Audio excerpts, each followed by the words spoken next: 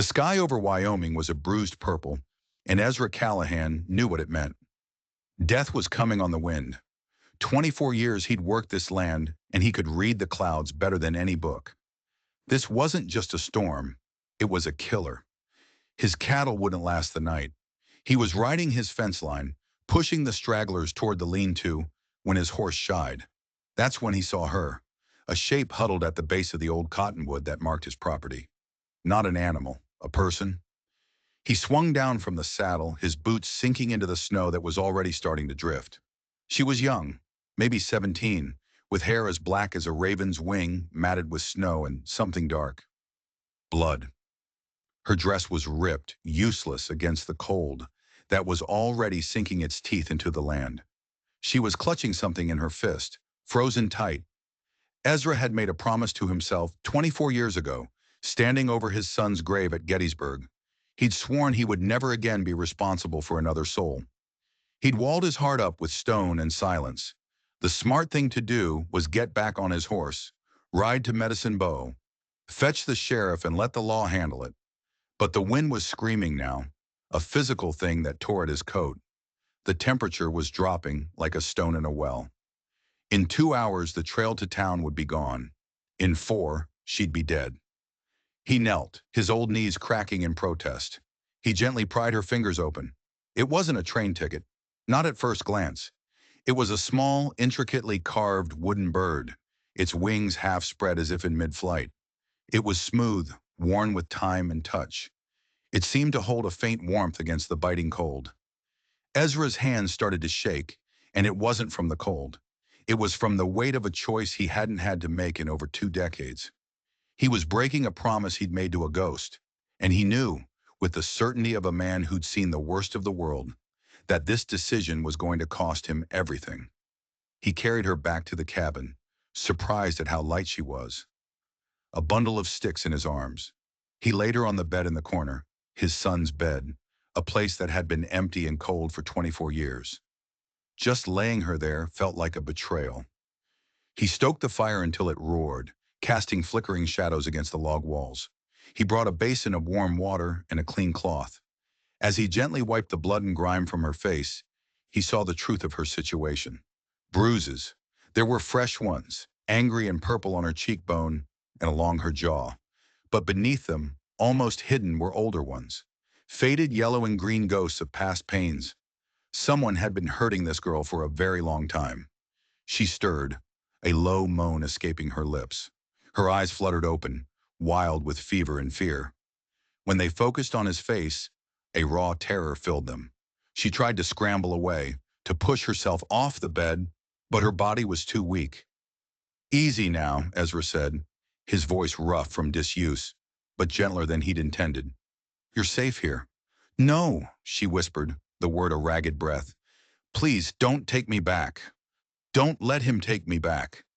Her eyes slid shut again. Ezra looked from her bruised face to the strange wooden bird he'd set on the small table beside the bed. Who was she running from? And what was this token she clutched like a prayer? He went through her pockets, telling himself it was for her own good.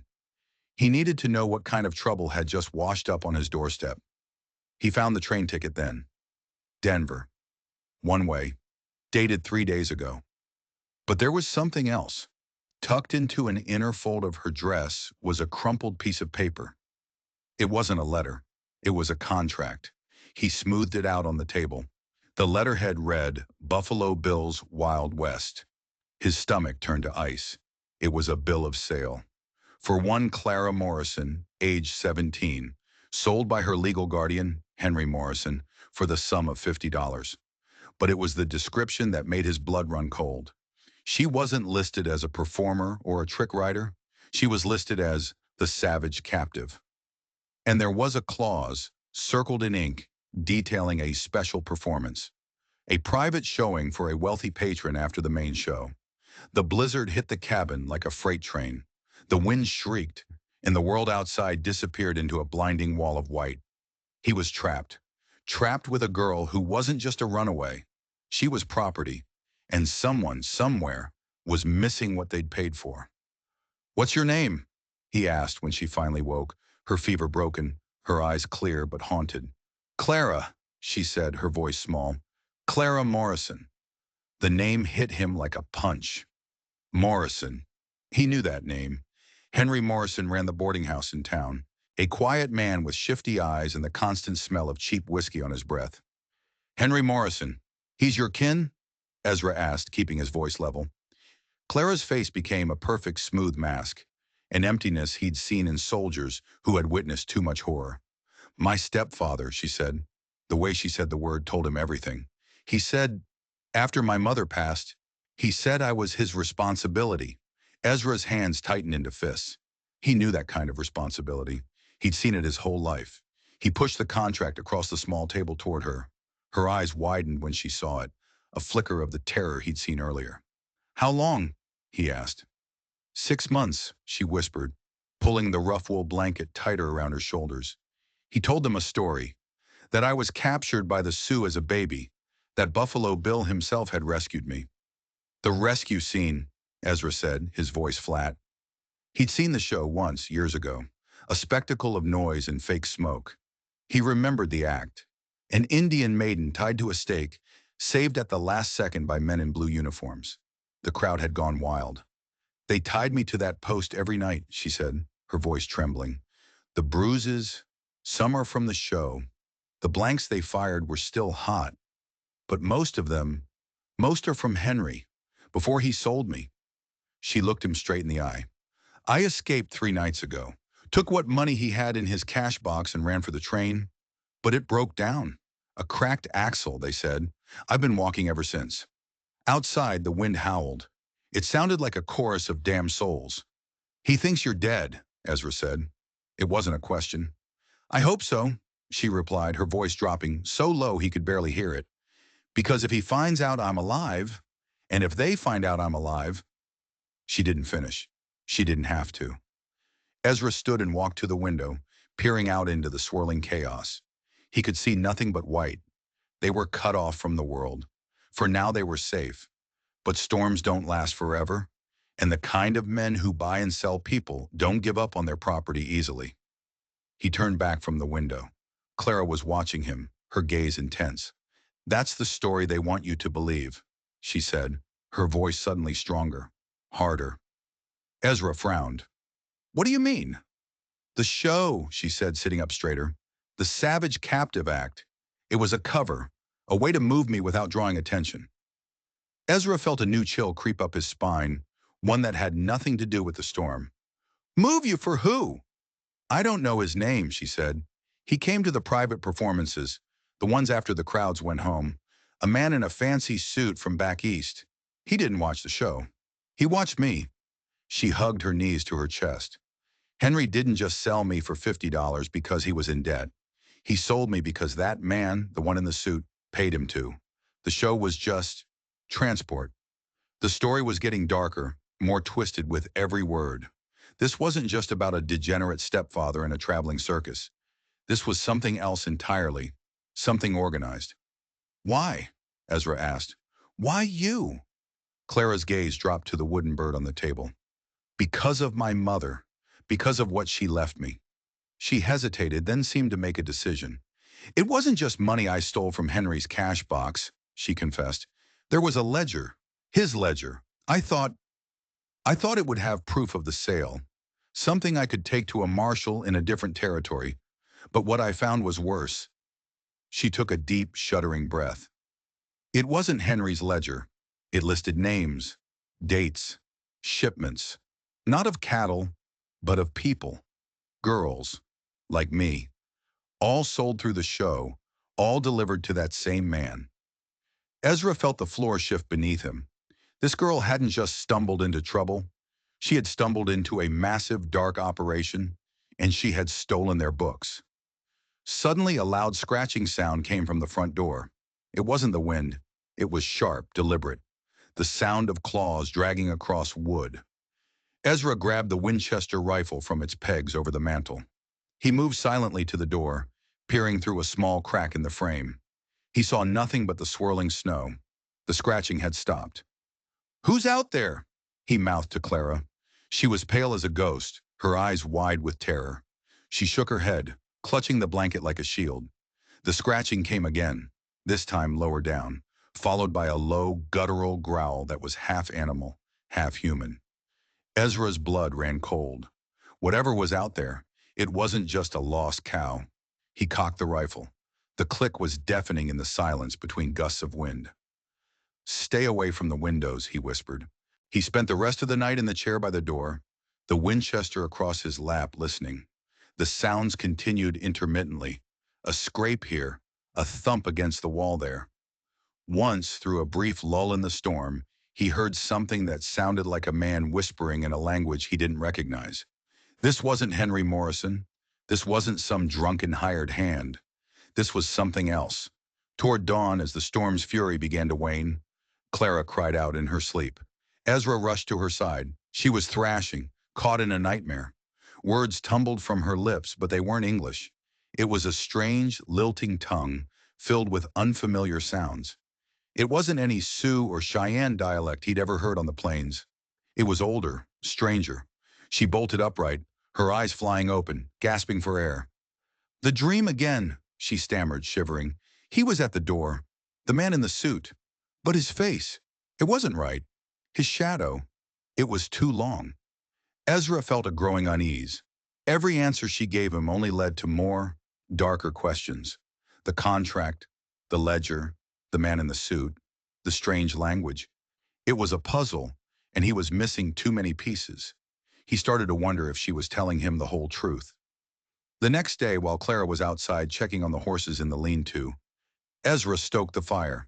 A piece of the crumpled contract had fallen into the hearth. As he reached for it, his fingers brushed against something else tucked deep in the ashes, something that had been clumsily kicked there to burn. It was a letter, or half of one. The edges were charred, but the writing in the center was still legible. It was addressed to Clara. "Know what you've done? The ledger was a trap, and you walked right into it. They aren't after the book. They are after the key. You must not let them find you. The bloodline must be protected. If you are reading this, I have failed. Run." It was signed with a single initial. M. Her mother. A trap? The key? Bloodline? This letter contradicted everything Clara had told him. She had painted herself as a victim who had stumbled onto a secret. This letter made it sound like she was a player in a game that had started long before she was sold. He looked up as she came back inside, her cheeks red from the cold. She smiled at him, a small, fragile thing that didn't quite reach her haunted eyes. And Ezra Callahan, the man who had sworn off all human connection, realized he was harboring a girl who was far more dangerous than he could ever have imagined.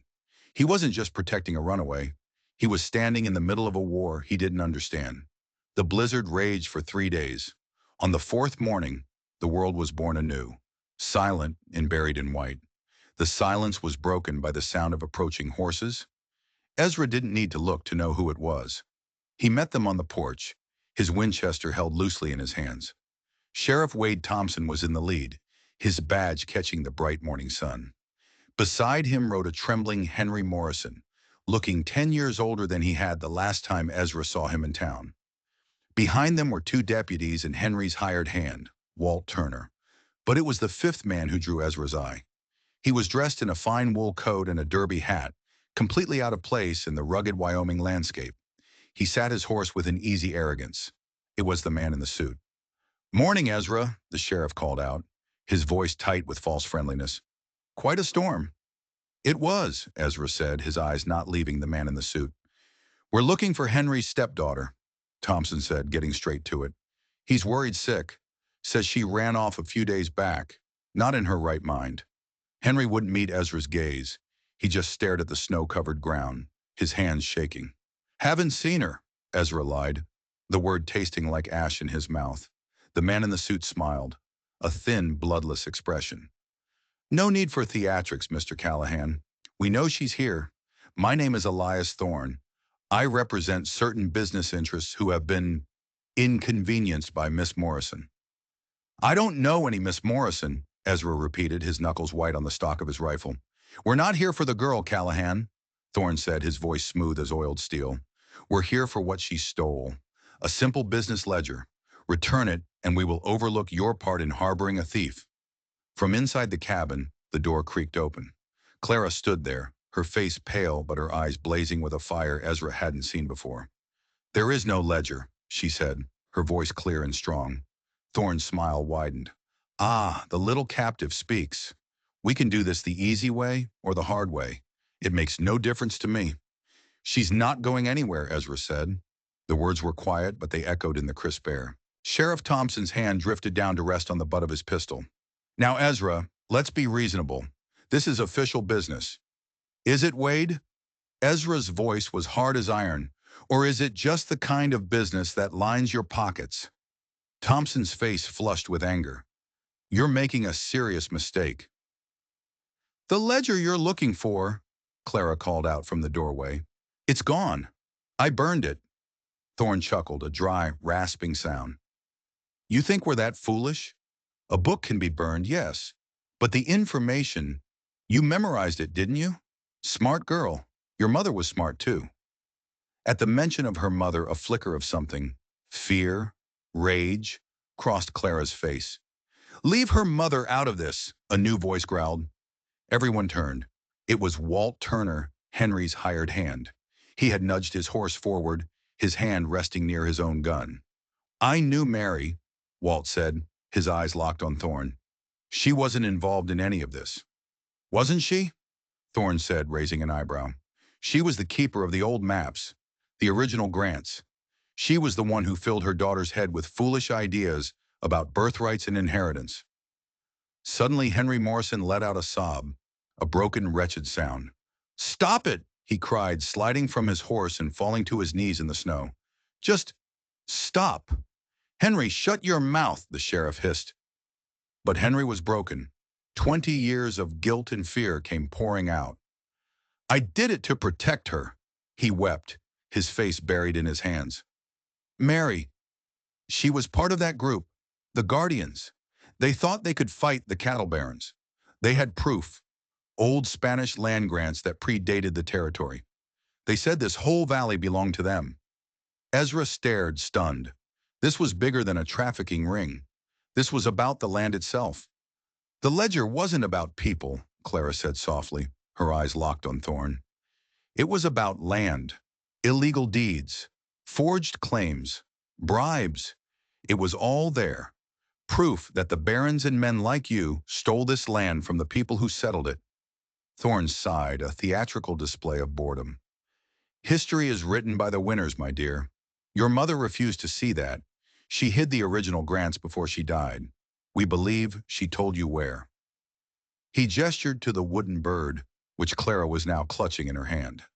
"The key, I presume." That's when Walt Turner made his move. He didn't draw on the sheriff. He drew on Elias Thorne. "Put the gun down, Wade," Walt said, his voice shaking with fury, his aim steady on the man in the suit. "This ends now." Thompson looked shocked. "Walt, what in God's name are you doing?" "What I should have done years ago," Walt said, his voice thick with regret. "I loved Mary. I stood by and watched the snake and his bosses drive her into the ground. I watched Henry here drown himself in whiskey and fear. I let them take Clara. I'm not going to let them finish the job." Thorne didn't even look at Walt's gun. He just smiled his thin, cold smile. "Loyalty, a commendable, if foolish, trait. You've all made your choices." He gave a slight, almost imperceptible nod to the two deputies. The world exploded in gunfire. The deputies drew and fired at Walt. Walt, hit in the shoulder, cried out and fired back, his shot going wide. Ezra didn't hesitate. He brought the Winchester up and fired, dropping one of the deputies from his saddle. Thorne pulled a small, silver-plated derringer from his coat pocket and aimed it directly at Clara. "No!" Henry Morrison screamed. The broken man, fueled by a final, desperate act of redemption, scrambled to his feet and threw himself in front of his stepdaughter. The derringer spat fire. Henry grunted, a red flower blooming on his chest, and collapsed into the snow. He was dead before he hit the ground. Clara screamed. The second deputy was aiming at Ezra now. Before he could fire, a shot rang out from the side. The deputy slumped over, a neat hole in his forehead. Ezra looked over in shock. Walt Turner, grimacing in pain from his shoulder wound, was holding his smoking pistol. Sheriff Thompson, seeing the tables turn so violently, threw his hands up. "Don't shoot! I surrender!" But Elias Thorne was not a man who surrendered. He spurred his horse, turning to flee. But Ezra was faster. He worked the lever on the Winchester, chambered another round, and fired. The shot took Thorne in the back. He arched, his fine wool coat suddenly stained with dark crimson, and tumbled from his horse into a snowdrift. Silence fell. The crisp morning air was thick with the smell of gunpowder and blood. 4 men were dead or dying. The sheriff was a prisoner. A hired hand was wounded. And Ezra Callahan, the man who wanted nothing more than to be left alone, stood on his porch with a smoking rifle, a 17-year-old girl behind him who held the key to the entire territory. His promise to his son was not just broken, it was shattered. They tied Sheriff Thompson to a chair in the cabin. The man was a mess, blubbering about misunderstandings and how he was just following orders. Walt, his shoulder bandaged with a strip torn from a bedsheet, stood guard over him while Ezra and Clara faced the grim reality outside. The bodies lay in the snow, stark against the white. "We have to bury them," Ezra said, his voice heavy. "Henry, too," Clara whispered. She looked at the body of her stepfather, the man who had sold her, abused her, and ultimately died for her. Her expression was unreadable. Not grief, not satisfaction, just a vast, empty quiet. They worked for hours, digging shallow graves in the frozen earth behind the cabin. It was hard, brutal work. As they moved Thorne's body, something fell from his inner pocket. It was a telegram. Ezra picked it up and read it. "Key located. Awaiting your arrival. The package is ready for final transport. The Baron expects results." "The Baron," Ezra read aloud. So Thorne was just a messenger boy. "The Baron is a ghost," Walt said from the porch, wincing as he shifted his weight. "No one's ever seen him. He runs the entire cattle syndicate from a private rail car back east. He owns politicians, judges, lawmen." He glared at the sheriff tied to the chair. "This isn't over," Clara said, her voice filled with a new, hard resolve. "They'll send more men. Killing Thorne just bought us time." She held up the wooden bird. "My mother told me this was our story, the story of our family. She said it would open the past." "What did she mean?" Ezra asked. "There's a secret place," Clara said. "An old cellar under the original mission church in Medicine Bow. It's where the first settlers, my ancestors, stored their records. The grants Thorne was looking for, they're there. She told me if anything ever happened to her, I was to go there." The bird wasn't just a key, it was a map. The intricate carvings on its wings were a guide to the hidden cellar. Ezra looked from the graves to the girl. He had thought saving her would be the end of it. He now saw it was only the beginning. He could send her away, send her to Denver as planned. Or he could see this through. He thought of his son, bleeding out on a battlefield for a cause he believed in. For 24 years, Ezra had seen that sacrifice as a reason to hide from the world. Now, for the first time, he saw it as a reason to fight. "The sheriff here is going to write a confession," Ezra said, his voice like stone. "He's going to detail every crime, every bribe, every name Thorne ever mentioned." Thompson started to protest, but one look at the cold fire in Ezra's eyes silenced him. "Walt," Ezra continued, "you know these ranchers, the ones being squeezed out by the Baron, the ones who have lost their land on crooked deals. When we ride into town, you're going to show them this confession. You're going to rally them." "And what about you and the girl?" Walt asked. "We're going to church," Ezra said. Getting into Medicine Bow was a risk. The whole town was practically owned by the cattle syndicate. Every other man on the street was likely on the Baron's payroll. They rode in after dusk, leaving the terrified Sheriff Thompson tied up in his own jail, the confession pinned to his chest. Walt split off, melting into the shadows to find the ranchers he could trust. Ezra and Clara slipped through the back alleys, moving like ghosts toward the old mission church. It stood on a hill overlooking the town, its adobe walls crumbling, abandoned for years. "The entrance is behind the altar," Clara whispered, her breath fogging in the cold night air. "Under a loose flagstone." Inside, the church was cold and hollow. Moonlight streamed through the broken roof, illuminating dust motes dancing in the air. It smelled of decay and forgotten prayers. They found the stone. It was heavy, but together they managed to pry it up, revealing a dark, narrow staircase leading down. Ezra lit a lantern. The stone steps were steep and slick with damp. The air grew colder, thick with the smell of old paper and earth. The cellar was small, a cramped stone room lined with rotting wooden shelves. On the shelves were dozens of tin boxes, covered in rust and cobwebs. "Which one?" Ezra asked. Clara held the wooden bird up in the lantern light. She studied the carvings, her fingers tracing the lines. "The pattern? It's a constellation. The swan. We're looking for a box with a swan carved on it." They found it at the back, tucked behind a stack of crumbling books. It was a heavy iron box, sealed with a complex lock. The lock had a small bird-shaped hole in the center. Clara took a deep breath and inserted the wooden bird. It fit perfectly. With a series of clicks, the lock sprang open. Ezra lifted the heavy lid. Inside, protected by oilcloth, was a stack of documents. They weren't crumbling pages of Spanish. They were official territorial grants, signed and sealed, with maps drawn in painstaking detail. They laid out the original claims for the entire valley, granted to a dozen families of settlers. Clara's family, the Morrisons, included. But there was something else. Beneath the grants was a leather-bound journal. Clara opened it. The handwriting was her mother's. It wasn't just a diary. It was an accounting of the Baron's entire operation. Her mother, Mary, hadn't just been a keeper of records. She had been an investigator, secretly gathering evidence for years. She had documented how the Baron, a man named Alistair Finch, had systematically murdered, swindled, or blackmailed every single one of the original landholders. Henry Morrison hadn't been one of the original families. He had married into it. And according to the journal, the Baron had used Henry's gambling debts to force him to hand over Clara, believing she knew where the grants were hidden. Henry hadn't just sold her. He had been blackmailed into it. It didn't excuse him, but it cast his final sacrifice in a new light. "She knew," Clara whispered, tears tracing paths through the grime on her cheeks. "My mother knew they were coming for her. She wrote it all down." The last entry was chilling.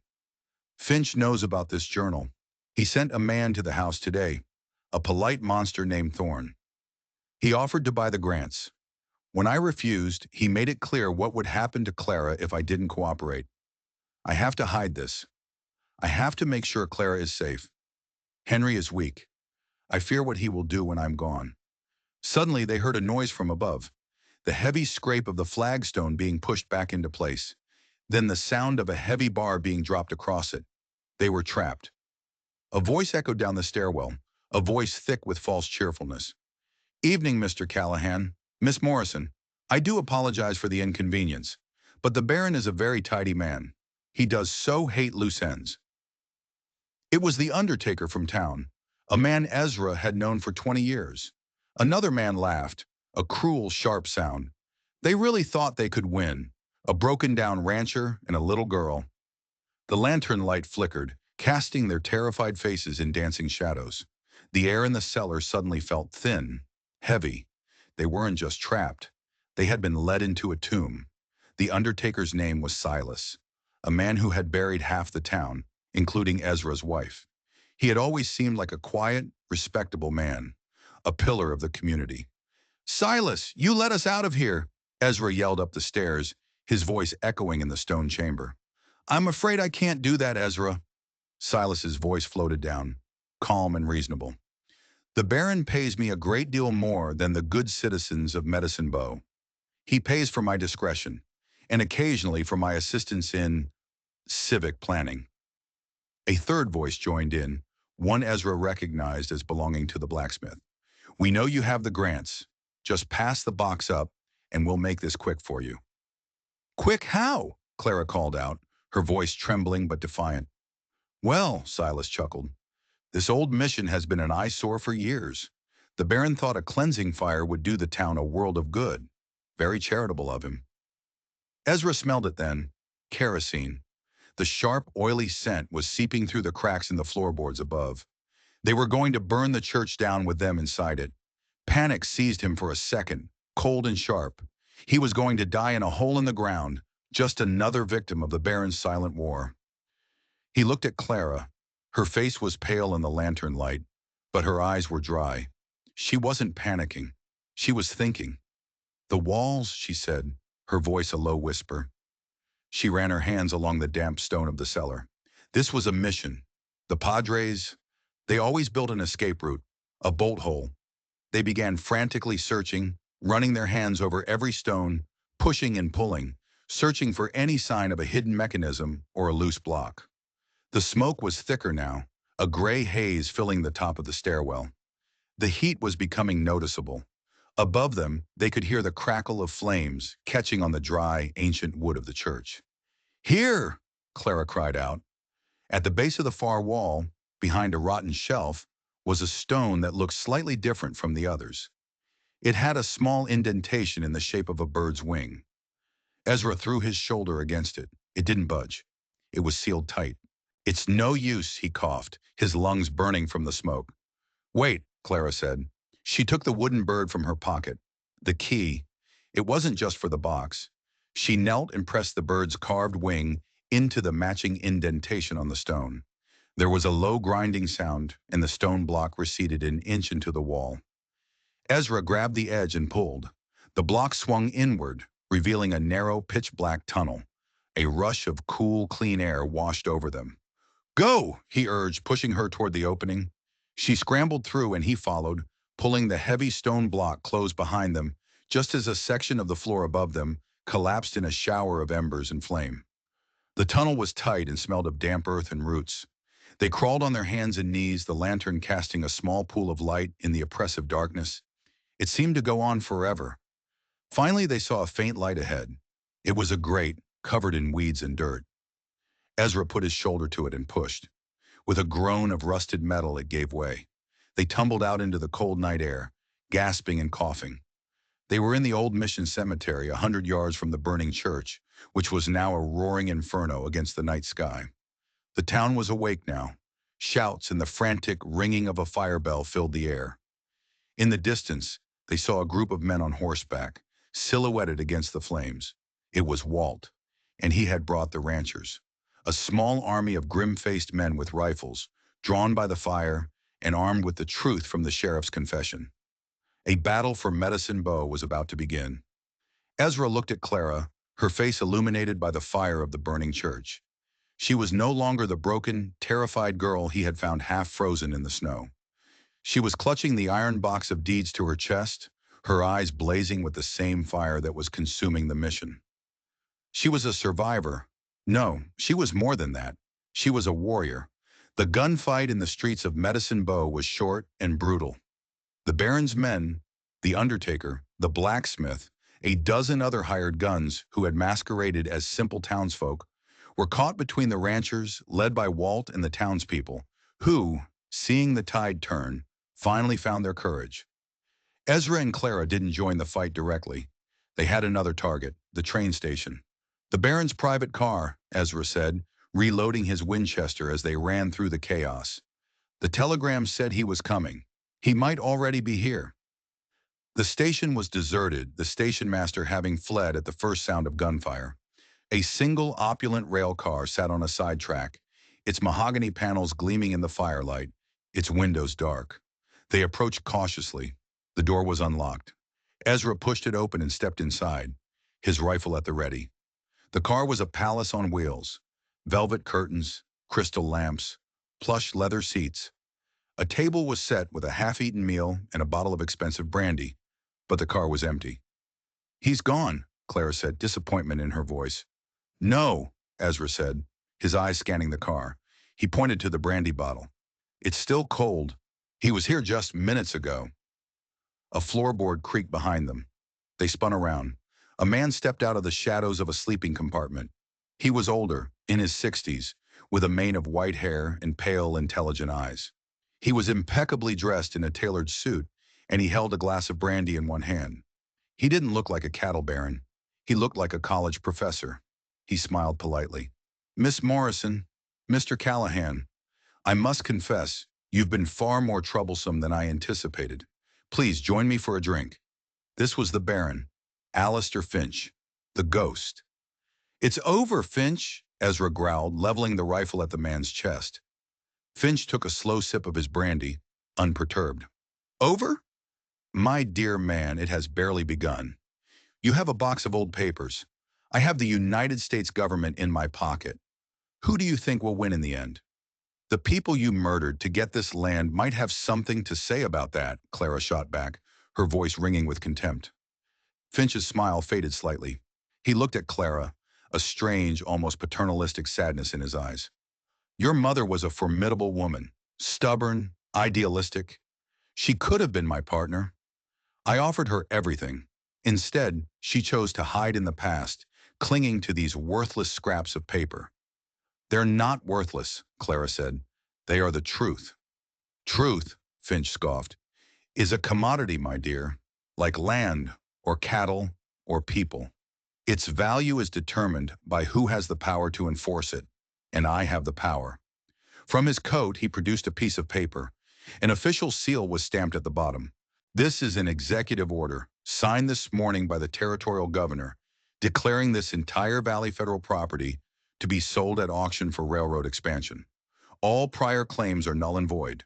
The auction is tomorrow, and I, as you might guess, am the only bidder. He had already won. The deeds, the confession, the battle in the street, it was all for nothing. He had checkmated them before the game even started.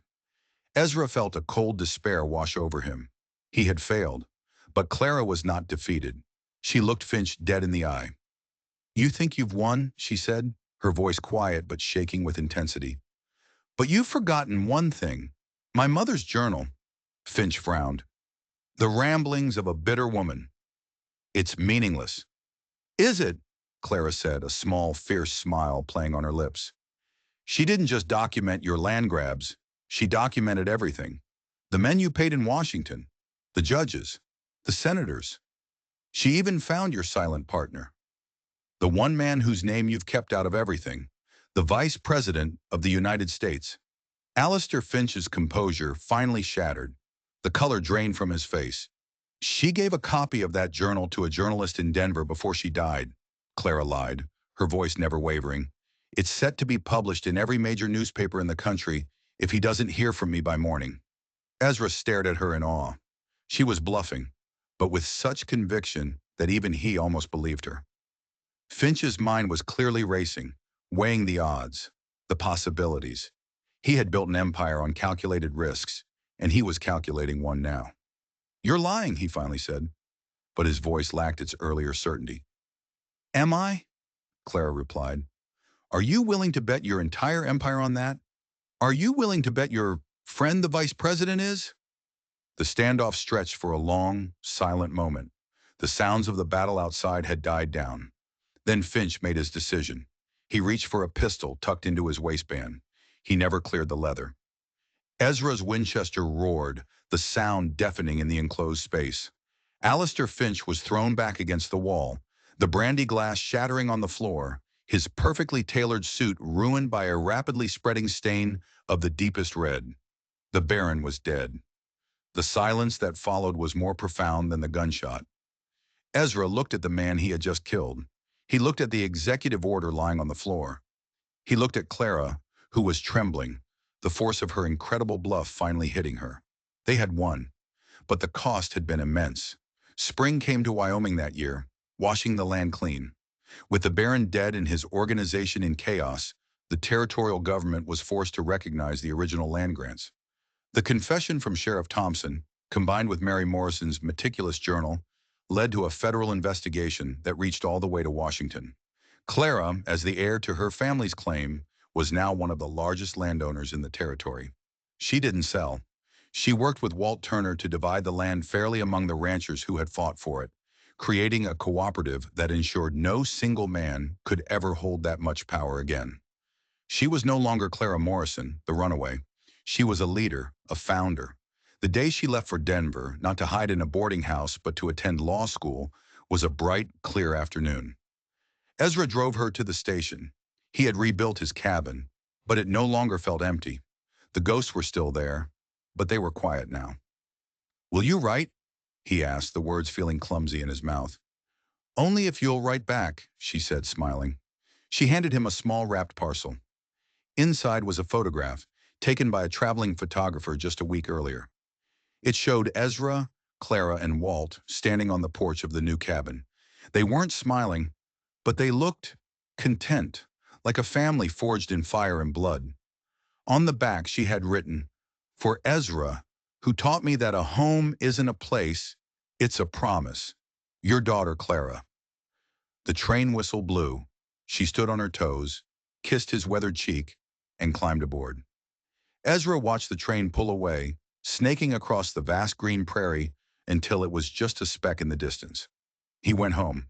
He put the photograph on the mantel, right next to the faded tintype of his son in his Union uniform. The two halves of his life, the son he had lost and the daughter he had found. For 24 years he had lived in the past, a prisoner of his grief. Now for the first time, he looked out his window at the endless Wyoming sky and thought about tomorrow. Some men search their whole lives for a reason to fight. Sometimes, if they're lucky, the fight finds them. If this story reminded you that it's never too late to find a new purpose, do me a favor and hit that like button. And let me know in the comments where you're watching from tonight. I always love seeing how far these stories travel. If you want more tales of courage and redemption from the forgotten corners of history, make sure you subscribe. You never know what story is waiting just over the next horizon.